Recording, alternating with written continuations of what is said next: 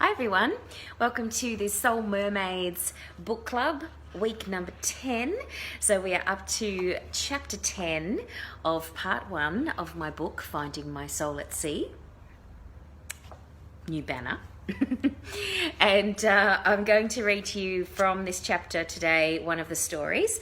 So the chapter is called Memorable. So the stories that I put into this particular chapter were things that were particularly emotional, particularly poignant, things that sort of stayed in my heart, things that were really kind of, stuck in my mind and my memory, my mind, body and soul, So they included a story about a Latin temptation of a guy that I was working with, 9/11 and a side of Greek god, which is another interesting story, comparing notes with some friends, skydiving with some other friends, and then significant conversations, which I'm going to read to you today, one of them, and family-friendly cruises, which is when my family a couple of times came to cruise with me on the ship, which of course is a bonus of working on board. You can have your family come and cruise with you, which is awesome. So today I thought I'd read a little bit of the significant conversations section, because there were some interesting conversations that stuck in my head over the years, and these three were quite different situations that happened while I was working on board. My friend Sarah Ann, she said, please keep doing this job. It's amazing. You're so confident. This is exactly what you're supposed to be doing. My other friends, Nell and Elise, said, that's not the Pip I know, which is a little bit different. Some old friends from school. And my mum said that it would not lead to anywhere good. So that was another conversation completely altogether. So I thought that I would read the conversation between Nell and Elise and me when I was home on a contract, just to share a little bit of what some people thought I was doing on board. So between contracts, I caught up with my friends who had arranged a trip to South Australia for 10 days. It was great to spend some quality time with them. When we were at home in Tasmania, there were boyfriends and family members around. One night, after a few days of winery tours while relaxing with a glass of red near the open fire, we were sharing some funny stories. Then he said, don't even think about cooking me anything vegan, blah. Nell had a meat and potatoes boyfriend. Well, what's he got against vegan recipes? I chuckled. I don't know. I mean, I can't tell the difference when I eat the sausages, she shrugged. Well, the sausages on board would not be on your list of favourite things. Ugh. We called it unknown meat. I shivered at the thought. Ew, sounds awful, Elise stuck her tongue out. Speaking of sausages, I mused, and Nell giggled. Have you ever wondered what it might be like to put tiles in your bathroom of boobs or butts or maybe penises?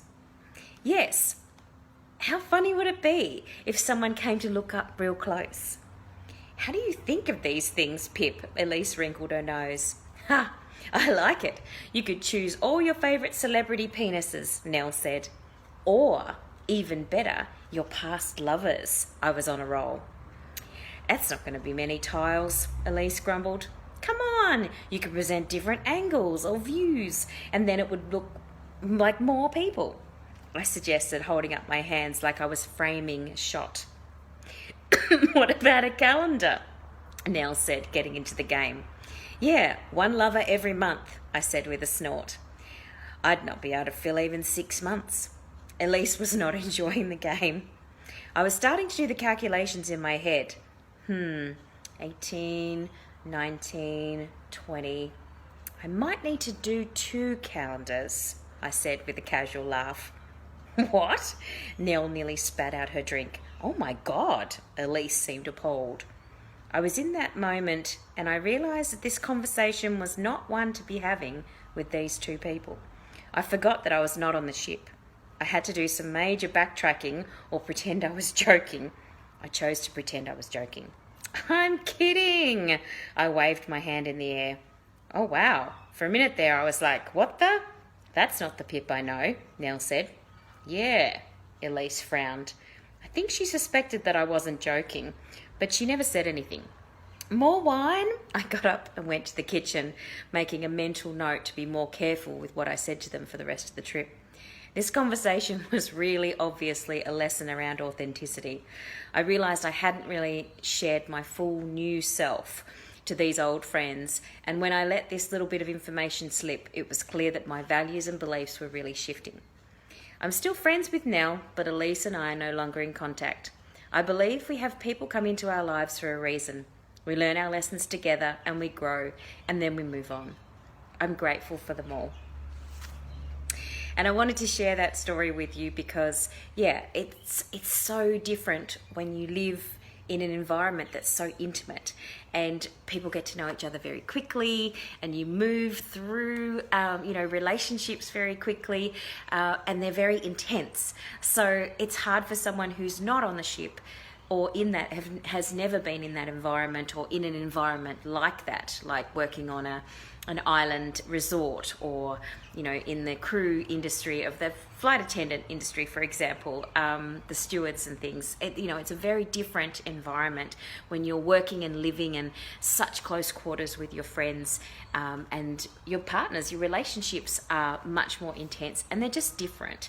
So it's hard for people who are not in that environment to understand that it's not being promiscuous when the environment is like that. It's just a very different way of looking at life and relationships. So if you'd like to read any more about the environment on board, please feel free to have a look at Finding My Soul at Sea at pipcoleman.com, and be happy to sign a copy for you and send it out so that you've got something to read in times that not so fun right now. So look forward to seeing you soon. Take care, and we'll read the next chapter next week. Bye for now.